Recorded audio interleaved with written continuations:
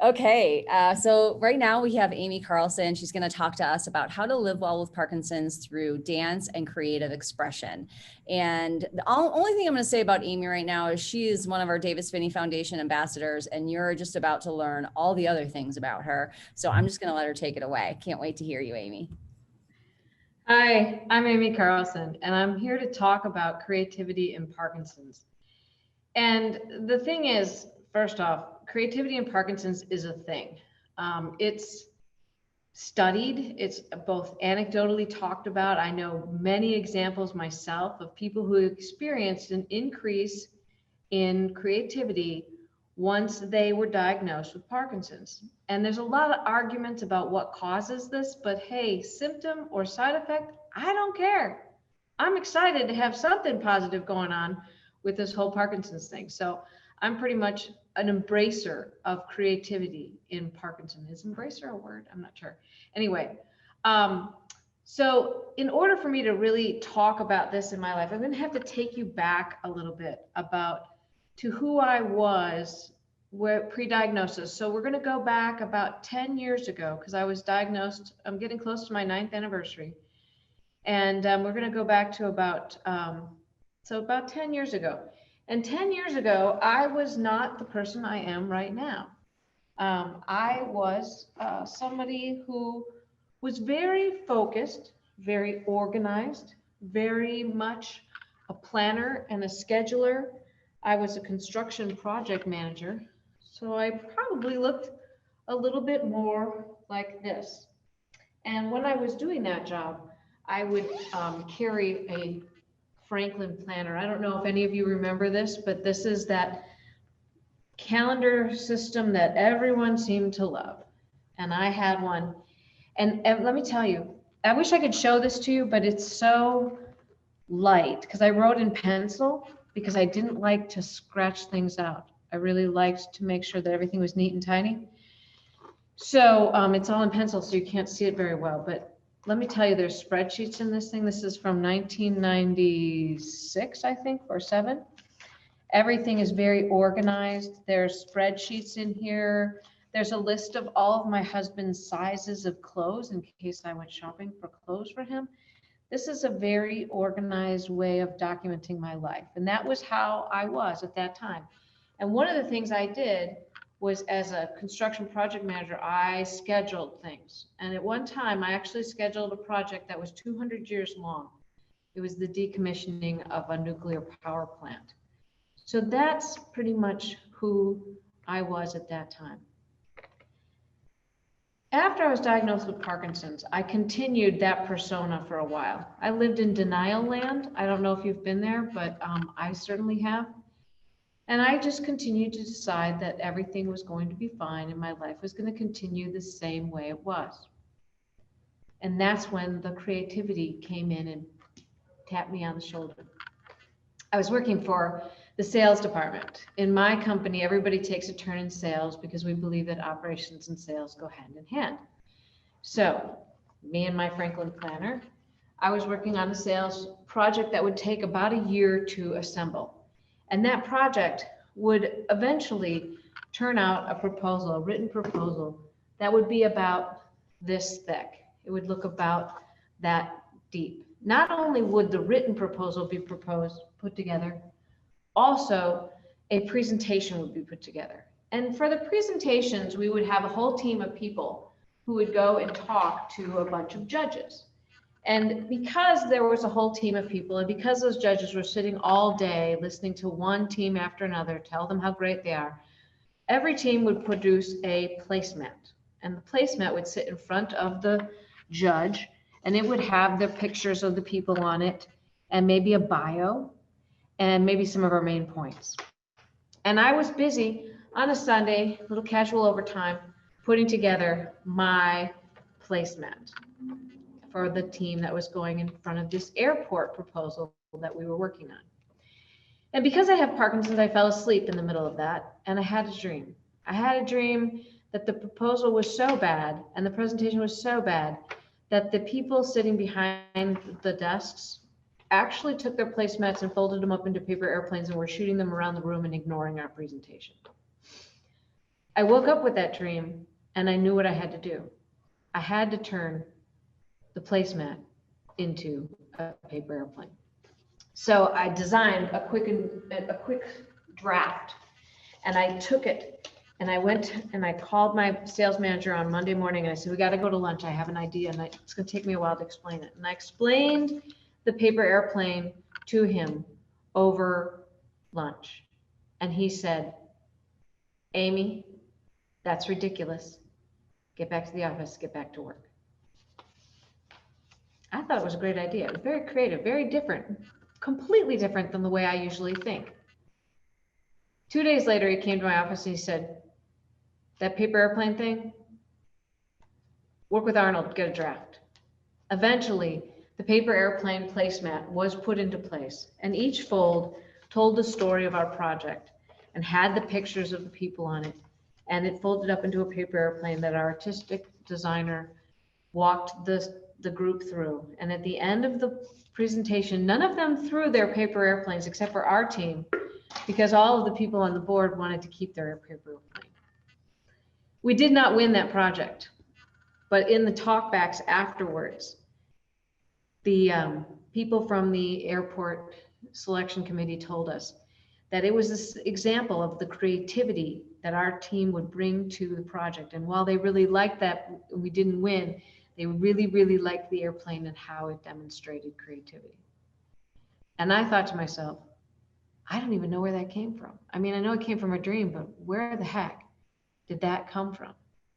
That's the first hint that I had that creativity was something that was new, and it was burgeoning in this whole diagnosis of Parkinson's. So the next thing that happened was I was getting worse. Okay, my Parkinson's was becoming more and more invasive and making it difficult for me to be the construction program manager. And so I started to explore different ways to exercise, because I'd been told over and over again that exercise was the key component. I'm a water skier, I'm a snow skier, I'm a couch potato. My exercise regimen was not very well thought out. And my doctor kept saying, try something novel, something you've never done before, something where you can learn. That's the key. So I tried a Zumba class. This was a complete disaster. I'm 40-year-old Amy with diagnosed with Parkinson's, not being managed very well. There's a bunch of 20-year-olds in the class. I'm trying to keep up. My right hand's doing this great thing. My left hand is doing this stiff and awkward thing. And it was horrible. And I ended up in the car in tears. And that was the end of dance for Parkinson's for me. A few years later, I walked into Lineage Dance Company of Pasadena, which runs the Dance for PD program. It was totally different. There were no 20-year-olds, first of all. And second of all, everyone looked a lot like me. And however we moved was however we moved. And so for the first time, I really embraced dancing. This is the first time in my life I've ever spent any time learning how to dance. I'm close to 50 years old, and I'm saying, okay, if this will help, this will help. And so things began to change with me. I couldn't work my job anymore. And eventually I had to leave my job. And I became, well, not a different person, because I'm still the same person, but I started to embrace different things in my life, things that would help me become more adjusted to having Parkinson's in my life. And one of the things I embraced heavily was dance, because my doctor kept saying that novel means to be learning all the time, learned movement, not just running on a treadmill, which, by the way, I did try running for a long time. I was eventually able to run, which was kind of amazing, but you know, my legs would go numb and it seemed like it was very repetitive to me, and I just didn't feel like I was exploring what I really wanted to do. So I started to dance. And a few things happened when I started to dance. One is I became in tune with my body and what it was doing. Proprioception was something I gained access to. I started to learn where my body was in space. I started to tune in to what my fingertips were doing, to what my face was doing, to what my body was doing. And I gained some amazing flexibility. I had never been able to touch the floor with my feet flat on the floor and my hands. And now I can with my legs perfectly straight. I'd never done that in my entire life. Maybe when I was like a newborn baby, but that was something I gained after Parkinson's. And it was the creativity of dance that made it attractive to me. Because the fun thing about modern dance, which is what we focus on at our particular studio, is that any movement you make works. There are no rules like there are in maybe ballet or Zumba or some other kinds of dance. Modern is just about exploring the body and using it functionally correctly. So I really enjoyed learning how to dance, and I continue to enjoy learning how to dance. It fired my imagination. There was so much I could explore in dance. And let me tell you, eventually it got to the point where I would be dancing here at the studio, and I would forget for a little while that I had Parkinson's. And while I was here, I met a number of other people with strokes, with Alzheimer's, with Parkinson's, with neuropathy, and we became a community, and we support each other, and we still do via Zoom and other things. And we enjoy exploring creativity together. So I identified for myself that this made me feel good. I identified for myself that this was something I wanted in my life. And I was obsessed with how Parkinson's was, dancing was great for Parkinson's. It was perfect. And I would tell anybody about it. And I was always telling the artistic director about it. And she asked me if I would be in a show that they were doing. The show was called A Brain in Motion.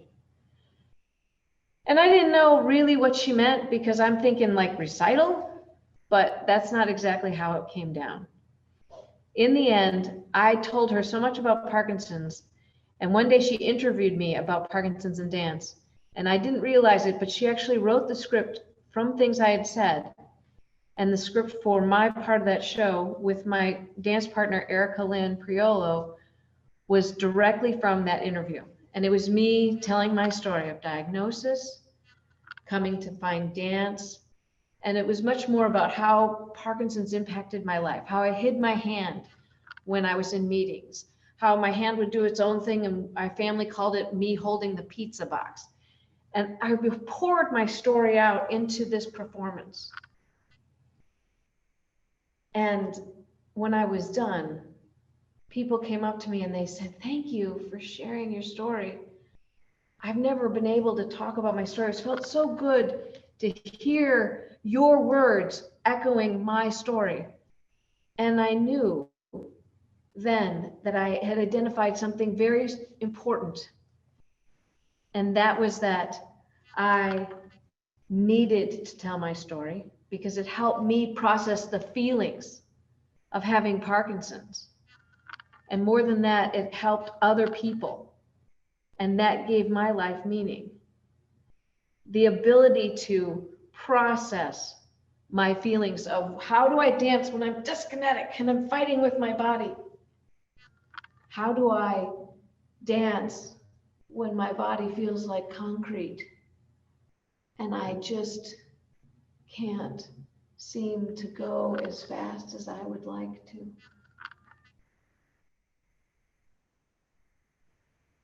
Creativity, creative expression can allow you a place to explore your story. Remember that Franklin planner? I gave it up for an art journal.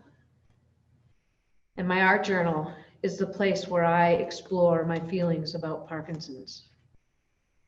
And sometimes they're bright and vibrant, and sometimes they're maybe not as bright and vibrant, but every page is different. And it helps me explore where I am and what I'm doing.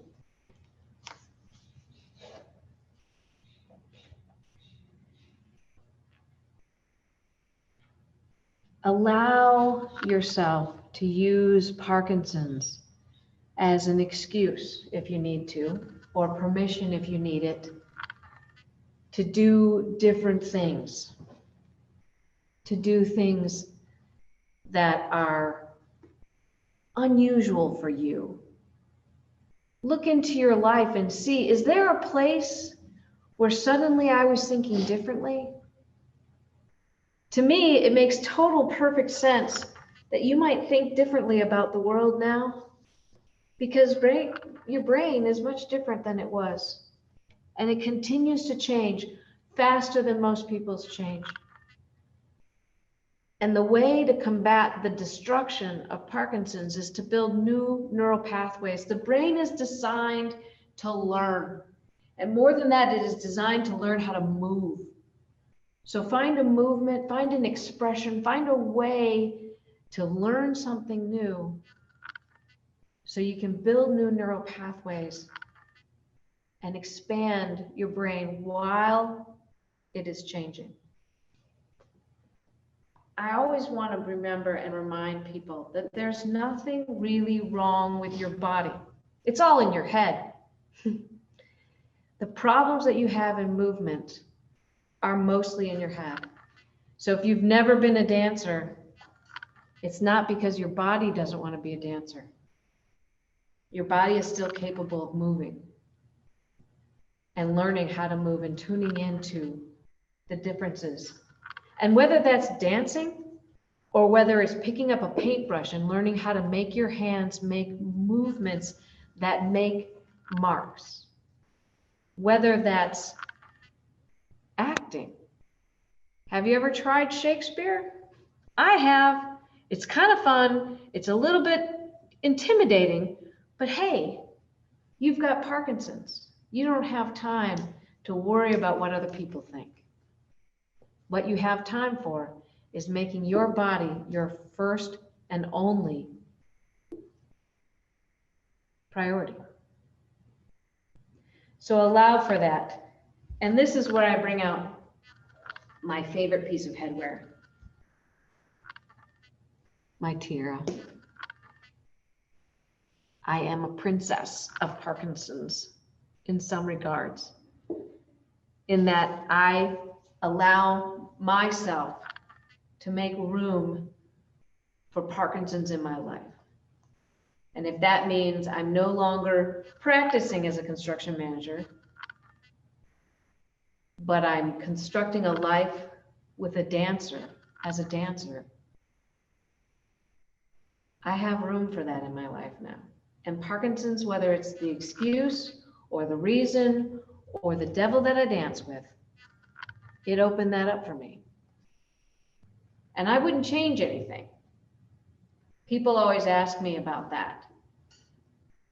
Would you change anything? And I said, if I could have a cure, not a cure, but a place to stay right here, right now, I'd be fine. But I wouldn't want to go back to life without Parkinson's, because this walk around with creativity has opened up a whole new world for me. I haven't told you half the stories I wanted to tell you about creativity and what I've done in my life since the diagnosis of Parkinson's has been creative. But mostly and everywhere, I want you to feel it's okay to make changes in your life. And if creativity and can help you, if picking up a paintbrush for the first time is intimidating, I'm giving you permission right now to go do it. If you haven't played with crayons in a long time, get out the crayons. Just try. If you are afraid that you're going to fail, here's the big excuse, the perfect excuse. I've got Parkinson's. It's the excuse for everything. I can't go to that PTA/church council/whatever meeting because I have Parkinson's and I need to take this boxing class. I have Parkinson's and I need to take dance for PD. I have Parkinson's and I need to.